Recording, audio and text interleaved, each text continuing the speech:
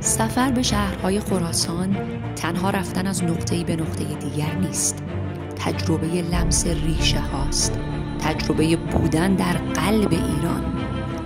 سفر به شهرهای خراسان قدم گذاشتن در گستره‌ای است که تاریخ، فرهنگ و طبیعت در آن به زیباترین شکل در هم تنیده شدند.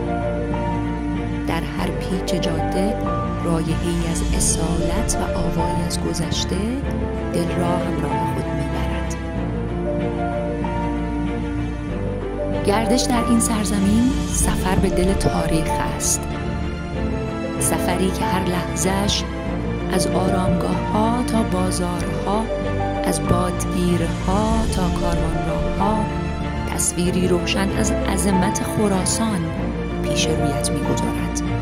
این مسیر فقط یک سفر نیست، تجربه است از لمس تمدن، طبیعت و روح عمیق ایران.